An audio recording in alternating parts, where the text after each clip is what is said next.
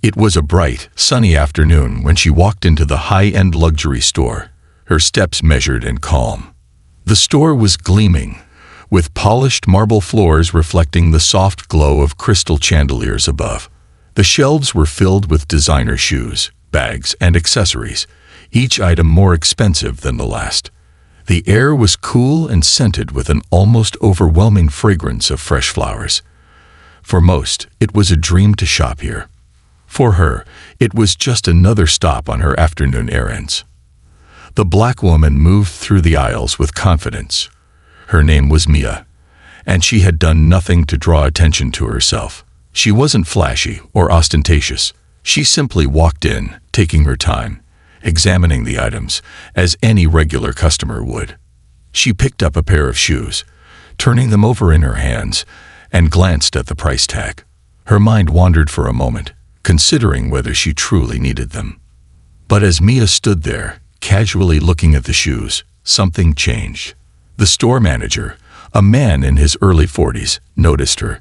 He was dressed in a sharp black suit, a white shirt, and a tie, which was tight around his neck, making him seem slightly uncomfortable. He had been watching the customers from across the room, overseeing the staff. But there was something about Mia that caught his attention. At first, it seemed harmless, just an instinctual glance. But then, he continued to watch her. His eyes narrowed as Mia picked up another pair of shoes. The manager's thoughts shifted. What is she doing here? He wondered. Why is she looking at the expensive merchandise? He couldn't shake off the feeling that something was wrong. Mia had a calm, poised demeanor, but he began to feel uneasy, as if she didn't belong in this space. She didn't look like a typical shopper in his store, he thought, and it made him nervous. His gaze followed her from one aisle to the next, all the while, his thoughts growing more suspicious. The unease turned into suspicion, and suspicion quickly evolved into certainty. The manager could feel his heart begin to race, but he tried to mask it. She's probably just looking for something she can't afford, he told himself. But what if? His thoughts became frantic, and his mind swirled with thoughts of potential theft. It was a feeling he had encountered before, but it was always so hard to trust, especially when his instincts told him that there was something off about this woman. As Mia turned, examining a display case, the manager made his decision. He was certain that she was planning to steal something. Without thinking twice, he walked toward her, his steps quick and deliberate, making sure he didn't lose sight of her. He had worked in retail for years, and he had seen all kinds of people, those who pretended to be regular customers, but were in fact looking for an opportunity to take something. He would not let that happen here. "Excuse me, miss," he called out, his voice firm, but not yet hostile. Maya didn't hear him at first, still engrossed in the display of handbags before her. He took another step closer. "Excuse me, miss." The tone in his voice shifted, now carrying a touch of impatience. Maya turned around, her eyes meeting his. She smiled politely, expecting a simple interaction, but the manager's expression was anything but friendly. There was an unspoken tension in the air. "Is there something I can help you with?" the manager asked, now a little too assertively. Maya tilted her head, slightly confused. "No, I'm just looking," she replied, her voice calm and composed. The manager didn't seem to buy her response. Instead, he continued to watch her with a skeptical eye, his mind already made up. He took a step forward, standing a little too close for comfort. "You're not planning to leave here without paying, are you?" he asked bluntly, his eyes scanning her hands for anything suspicious. The words hit her like a cold wave, but Mia didn't flinch. She had been here before, had faced this sort of discrimination time and time again. Still, she didn't expect it today, not in this store, not in this moment. "What?" she asked, her voice rising slightly in disbelief. "I'm just looking. I'm not stealing anything." The manager's eyes narrowed even further. "That's what they all say," he muttered under his breath. His suspicion was growing, and he wasn't backing down. He signaled to the security guard standing near the entrance, who immediately started moving toward them. Mia's heart raced as she realized the situation was spiraling out of control. She hadn't done anything wrong, yet here she was, being accused of something she didn't even understand. She stayed calm, keeping her voice steady as she tried to explain. "I'm not stealing," she repeated, but the manager wasn't listening anymore. He had already made up his mind. As Mia stood there, the store manager's cold gaze didn't leave her for a second. He continued to stare at her, scrutinizing her every move, convinced that she was hiding something. The weight of his suspicion pressed heavily on her shoulders, but Mia refused to let herself be intimidated. She had been in situations like this before: racial profiling, unjust accusations, and uncomfortable encounters. But this time felt different. There was something particularly aggressive about the manager's demeanor. His tone wasn't just skeptical, it was downright accusatory. The security guard, a tall man with a broad build, had made his way over to them, his eyes darting between the manager and Mia. As he stood behind the manager, his presence felt like a silent warning. The tension in the air grew thicker by the second. The once quiet store now felt suffocating, as if all eyes were on Mia. Her hands felt cold as she clasped them together in front of her, trying to keep her composure. The manager, now with an air of authority, took another step forward, invading her personal space. "I'm going to have to ask you to come with me," he said, his voice still too calm, almost like he was trying to convince himself that he was in control of the situation. "We need to check your bag." Mia's heart skipped a beat. Her mind raced, but she didn't let her panic show. She was fully aware that things could get out of hand quickly if she didn't act wisely. It wasn't just a simple misunderstanding anymore. The situation had escalated into something much more serious. Her thoughts flashed to the other customers around her, their eyes flicking over in curiosity or discomfort. None of them had stepped forward to speak up, to say that the manager's actions were wrong. It was just her and them, her, being accused of something she hadn't done. "No," Mia said firmly, shaking her head as she took a step back. She kept her voice steady, though it was growing harder to maintain her composure. "You can't just search me without cause. I haven't done anything wrong." The manager's eyes flashed with irritation at her refusal. His face reddened as he clenched his jaw. He couldn't understand why she was resisting. In his mind, she was guilty, and he wasn't about to let her get away with whatever he thought she was planning.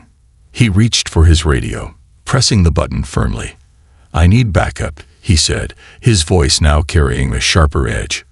Within moments, the atmosphere in the store shifted. The tension was palpable. Customers who had once been browsing nervously turned to glance at the unfolding scene. Some whispered amongst themselves, while others took out their phones to capture the confrontation.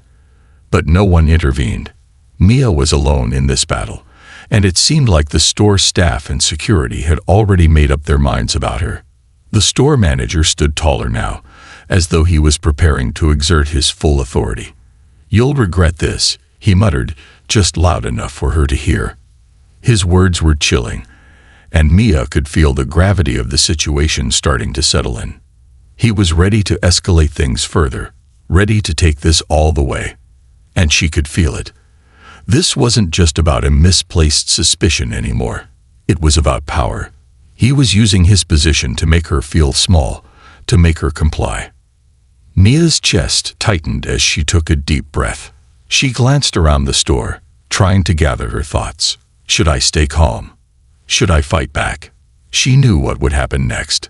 The police would be called, and if they arrived without any of the context being clear, they would just see her as a suspect. She had already felt that sinking sense of being an outsider. The manager's suspicion was only the beginning, but she had to be careful. She couldn't lose her composure. Suddenly, she heard the sound of footsteps approaching. A woman in a suit, probably a supervisor or another store employee, entered the scene. Her eyes immediately went to the manager, and she must have sensed the tension.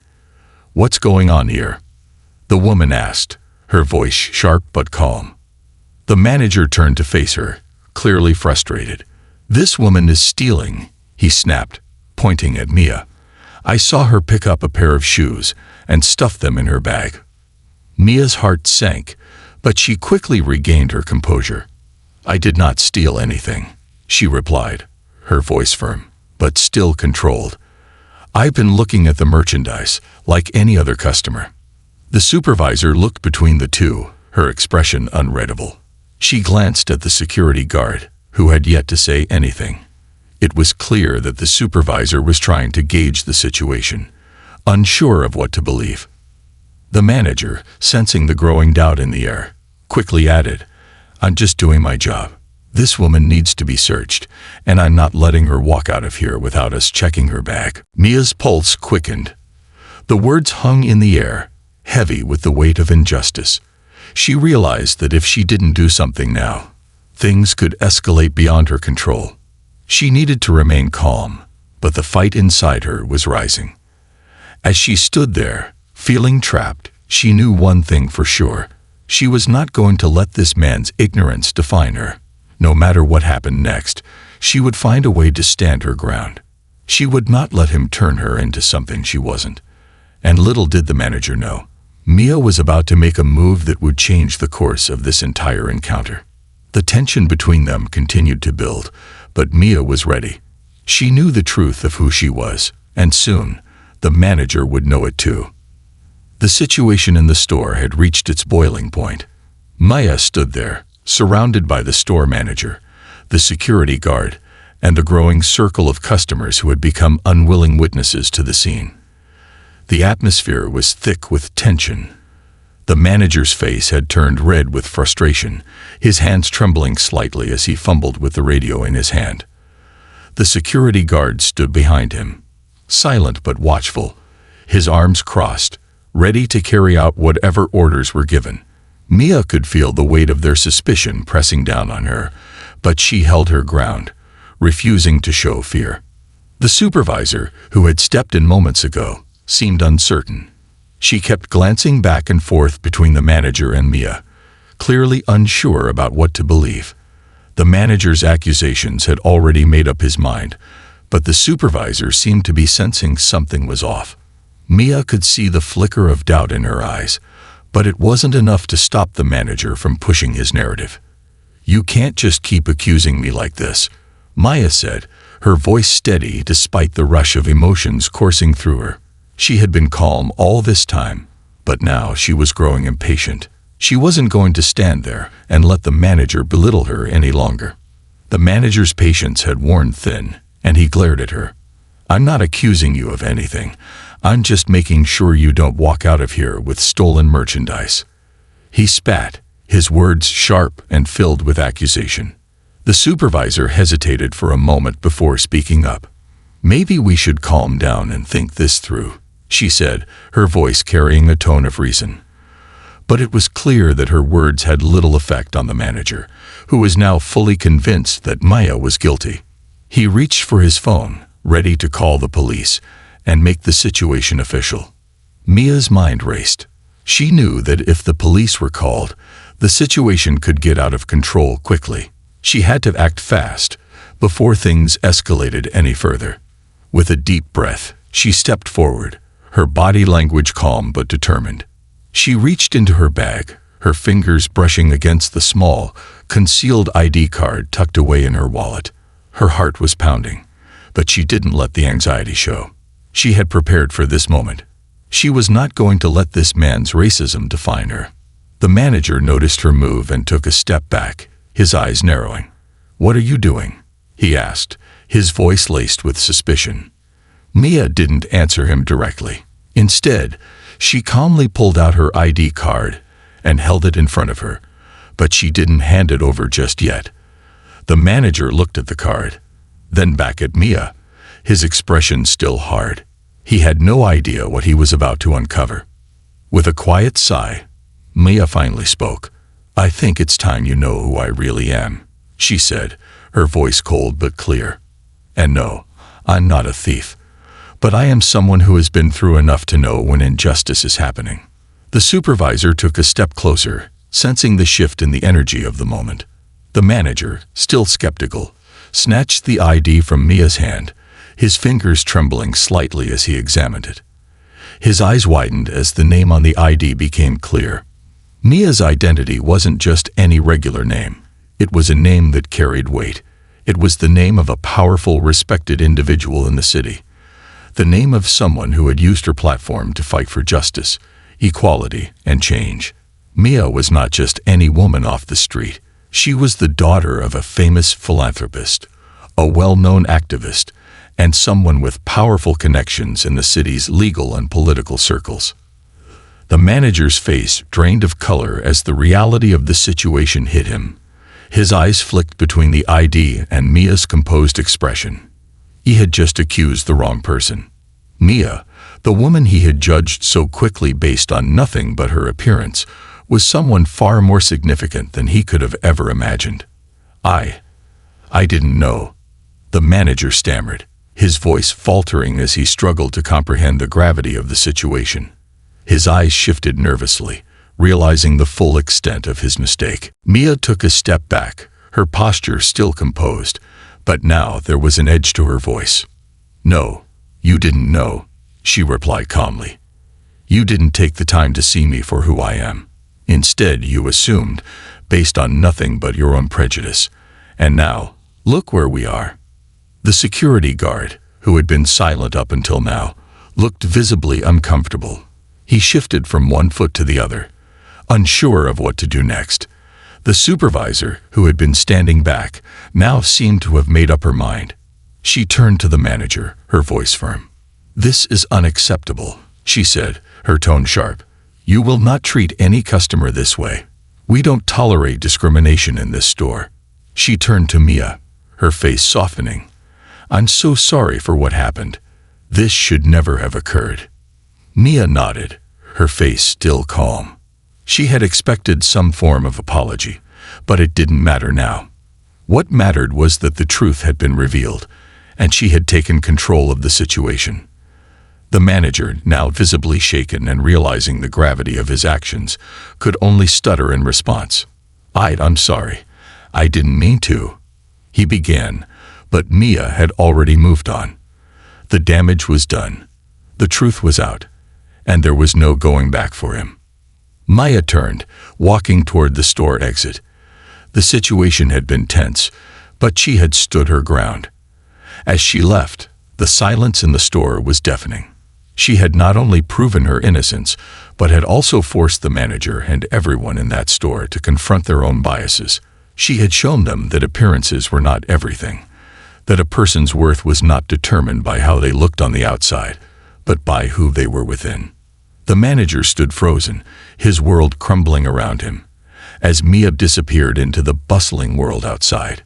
Mia's exit from the store was calm, but the weight of everything that had just transpired hung heavy in the air.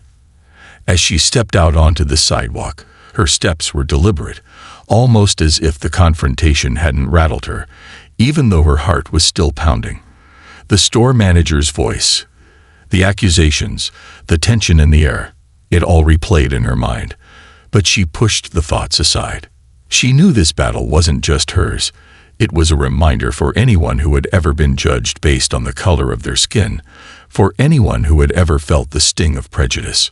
But just as she reached the corner of the street, she heard hurried footsteps behind her.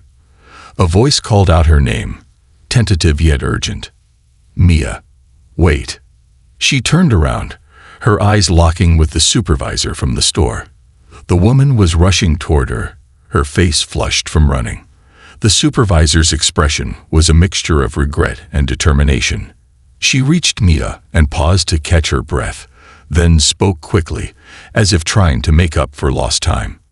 I owe you an apology," the supervisor said, her voice softer now, filled with genuine regret. "What happened in there was wrong. I should have intervened sooner. I should have done more to stop him. I was too afraid to stand up to him, but that was my mistake." Mia looked at her, her expression unreadable.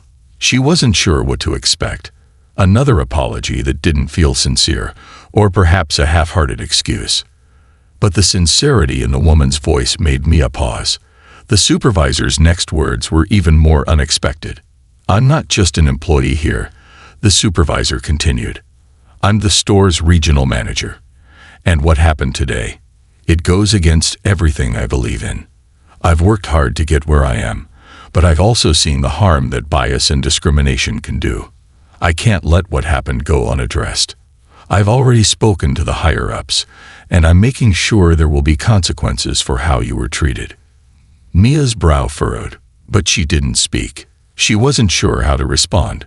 The whole situation was still surreal, and while she appreciated the woman's honesty, part of her felt like the damage had already been done. The manager's actions had already been set into motion. What difference would one apology make now? But the supervisor wasn't done. "I've arranged for a meeting with the store's executives. I want to ensure that this never happens again. I've also personally reached out to the charity that you support. Don't worry, your identity is safe. But I want to make things right." Mia's eyes widened at the mention of her charity. She hadn't expected the supervisor to take it that far. She hadn't expected anyone in the store to go to such lengths to fix the situation. For a brief moment, Mia felt something stir inside her, a flicker of hope. Perhaps there was more to this apology than just empty words. Perhaps this was the beginning of real change. "I don't need your charity," Maya said softly, her voice firm but not unkind. "But what I do need is for people to stop assuming things about others based on their looks. What I need is for people to understand that what happened today shouldn't happen to anyone. I shouldn't have had to prove myself to you." The supervisor nodded in agreement, her eyes filled with understanding. "I know. And I'll do everything I can to make sure no one else has to go through this. I will personally make sure that the training we give our staff includes a focus on diversity, equality, and anti-bias education. This is my responsibility now." Mia stood silently for a moment, taking in the supervisor's words. She could sense the woman's genuine desire to make things right, but Mia knew that true change couldn't happen overnight. It took more than just apologies and promises. It took real action, real accountability. "You've got a long way to go," Maya said, her voice steady. "But this is a start. If you're serious about making a change, you'll keep your word." The supervisor nodded eagerly, her face filled with determination. "I will. I promise." With that, Maya turned to leave. But before she could take another step, she felt a hand on her shoulder. She looked over to find a man approaching her, a look of hesitation in his eyes. "Mia?" he asked quietly. She recognized him immediately. He was one of the customers who had witnessed the entire confrontation in the store. He had been standing near the shoes, looking on as the manager had accused her of theft.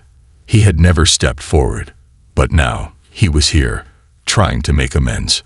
I didn't say anything back there," the man began, his voice apologetic. "I didn't know what was going on, and I didn't want to get involved. But I saw what happened, and I want to apologize for not speaking up. It was wrong, and I should have said something. You didn't deserve any of that." Mia was taken aback. It wasn't often that strangers came forward to admit their own hesitation, let alone apologize for something they hadn't directly caused. She looked at him for a long moment, then offered a small, understanding smile. "It's okay," she said softly. "But next time, speak up. Don't wait for someone else to do it." The man nodded, grateful for her understanding. "I will. I promise." With that, Mia turned away, her heart a little lighter than it had been when she first stepped into that store. The world wasn't perfect, and racism still had its grip on too many places, but she had taken a stand today. And maybe, just maybe, this was a turning point, not just for her, but for everyone who had witnessed it. As she walked away, the sun began to set, casting a golden glow over the city. Maida's footsteps were slow, but they were filled with purpose. She had shown them who she was, and she had proven that standing up for what's right could make a difference. The journey wasn't over, but today she had made a powerful statement. And in her heart, Mia knew that this was only the beginning.